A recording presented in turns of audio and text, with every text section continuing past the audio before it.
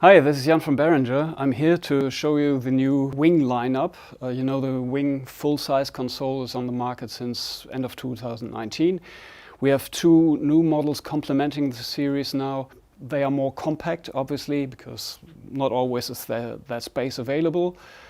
So for many applications, the full-size Wing is too big simply. It was meant for front-of-house applications and studio where you need all the controls at your fingertips.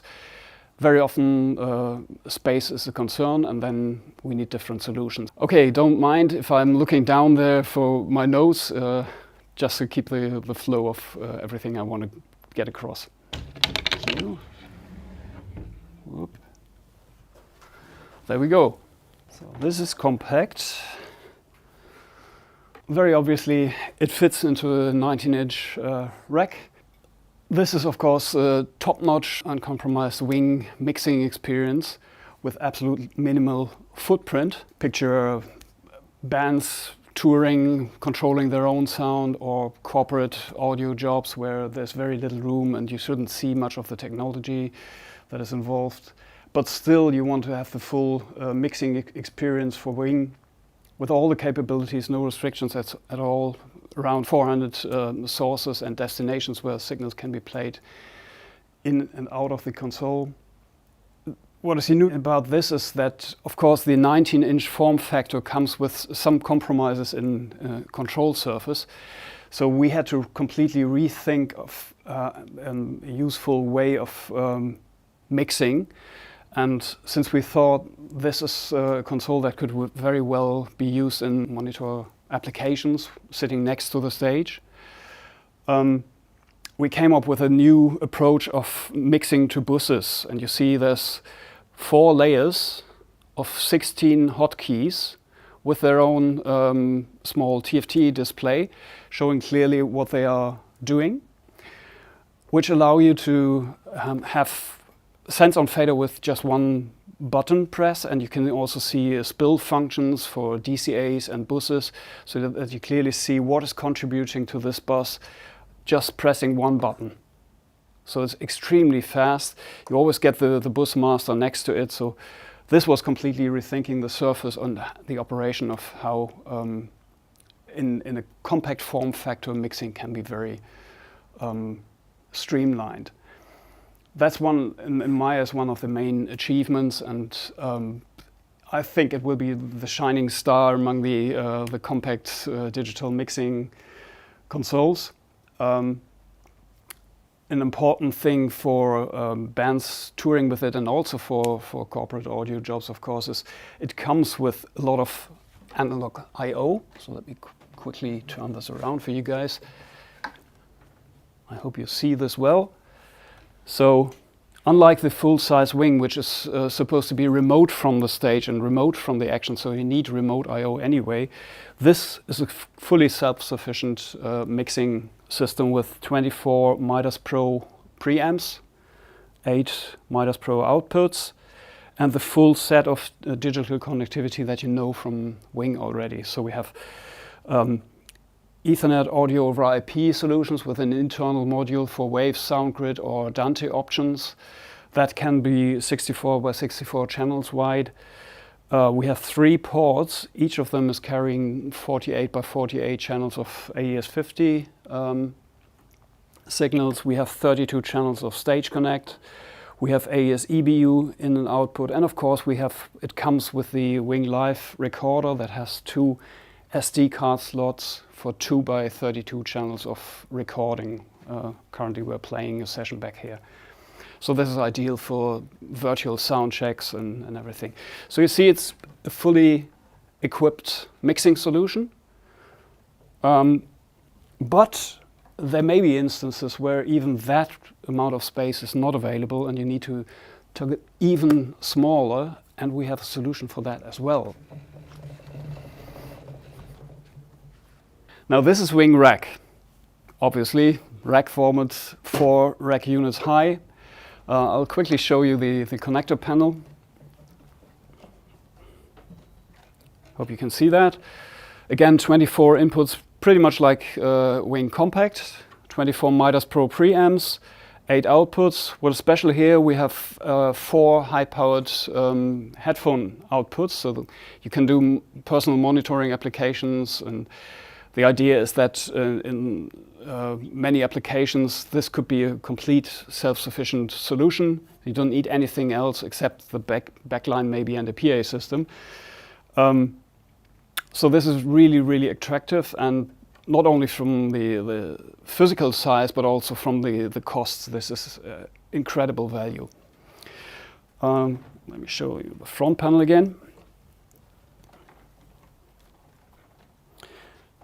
Now, as you can see, we have have a movable swivel for the front panel that allows you, even if the rack is mounted together with the I/O boxes somewhere down in the rack, you can still lift it up to operate it comfortably.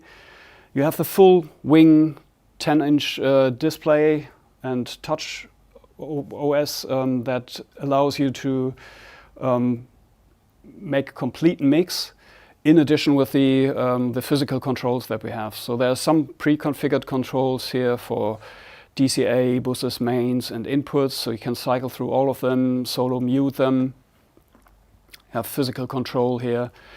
But you also have 16 layers of custom controls that you can, so 16 layers by 12 controls, rotaries and buttons that can freely be assigned to any function that you think is important to you. So it could be in theater applications, it could be scene recalls, could be anything up to GPIO controls, anything you like.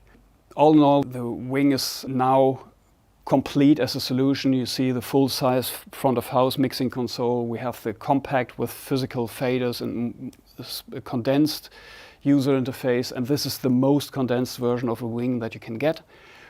Still being fully self-sufficient, everything can be operated right on the unit, but of course, we intend this for being remote controlled from iPads and the Copilot app, or the wing edit on desktop PCs. Okay, here we go again with the full-size wing. And as you can see, the wing is also available in black now. I'll take the opportunity to guide you through some of the sections that obviously the other two models, the compact and the rack, are missing, so that you know what you get if you buy the full thing. So first of all, this section basically is what you get from the compact, plus one fader with master section and hotkeys. Now, the leftmost section of 12 faders is pretty much what you get from Wing Compact. I'd like to show you the bits that are not available on the other models, obviously. So we have an 8 fader section on the full-size wing that normally is used for bus mixing, so it's very easy to mix inputs to buses, because you can select the buses here right away and go on sense on fader and control that very obviously. There's another 4-channel fader section on the right-hand side. That could be anything. It could be your money channels, anything really important that you want to have under control all the time. And you decide what it is. Again, all those fader layers can be freely configured, but of course they come pre-configured with what is written here on these buttons. What is special about that section is that we have controls that can serve various purposes, and you select above here what it actually is. Plus there's some functions that can be pre-programmed or customized as you wish. But there's things like, for example, gain. So if you're selecting the input channels here, you can scroll through all the input channels by hopping through banks of 4 here. And you have all the controls available for gain, phantom power, gate, dynamics, filter. So it's very easy for you during setup to scroll through all the channels, and theoretically 2 people could work on this because it doesn't require you to select a channel, and you can still make changes to a channel while somebody else is setting up this area here.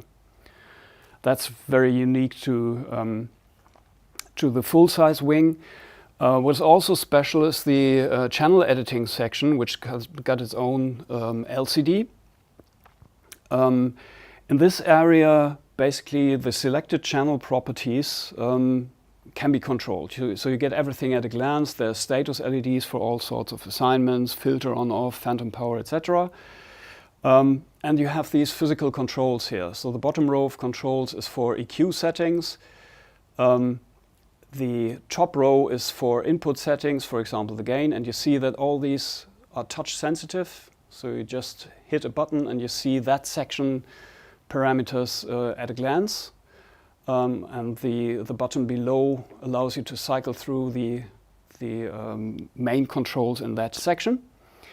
So that's a very unique approach to mixing the selected channel and controlling the properties if for some reason you don't want to navigate away from the main screen here. So you could have an overview screen, be it meters or anything, permanently active while you're making adjustments to a selected channel. So it's not conflicting with each other.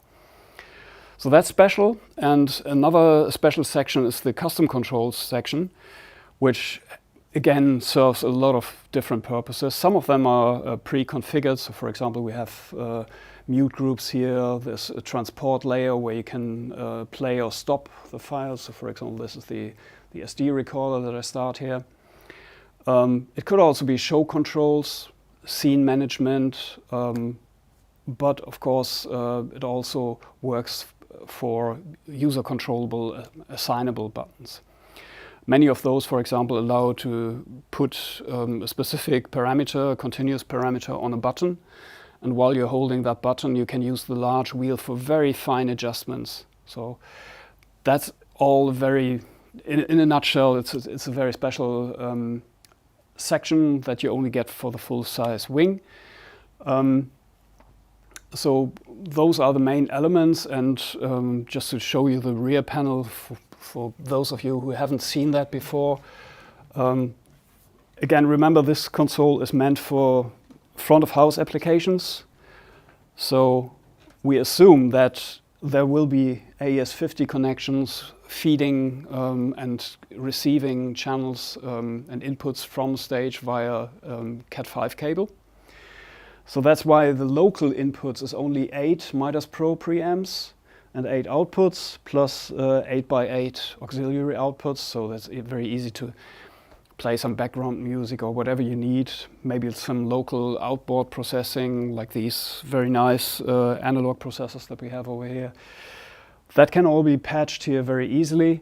But the main idea is that given the magnitude of the mixing engine, which is 48 all stereo channels, mixing to 28 all stereo buses. So there's a load of theoretical inputs, which we call sources, to the system. And it would be pointless to have more local I/O on the console because that's not the place where it should be. Yeah, so you see, this is really meant for studio applications or front of house. In studio world, of course, you would have a recording room and control room. Yeah, that's the word. And they are normally separated. In this case, you would have one Cat5 cable delivering all the channels in both directions. Every port here, again, 48 by 48 channels. We have additional possibilities for an internal wave sound grid or Dante module, which is available. They can cover over standard networks 64 by 64 channels of audio, plus again Stage Connect, which is a special interface that just uses regular XLR cables, preferably DMX cables if a longer run is required, and that allows to have 32 channels of audio on a single XLR cable, plus phantom power, plus control functions. And the audio channel direction can be used in depending on the devices that are connected here. So it could have like 32 additional inputs here, or it could be 32 additional outputs, or like 24 inputs and 8 outputs. It's very flexible. Yeah, and of course you see that all these 3 models ship with the Wing Live card that provides 2 by 32 channels of SD recording for virtual sound checks or live recordings. that's the feature set that basically all of the consoles share. The main difference is really the amount of analog I/O that you get. So rounding this off now is the series of Wing products is now really complete in my eyes, because we have the 3 sweet spots of control surface and I/O available with all the same mixing engine, of course full compatibility to the remote applications. All of that is shared. Yeah, and I'm very enthusiastic about having this offering complete finally, which will suit many more applications on one side, because we have different form factors. And also it comes at a very, very compelling price proposition and value proposition. So I'm totally enthused about this. Hope you are too. Reach out to our engagement channels on the ideas board, ideas.behringer.com. Thanks very much for your attention, and I hope this helps you understand where we're coming from. Cheers.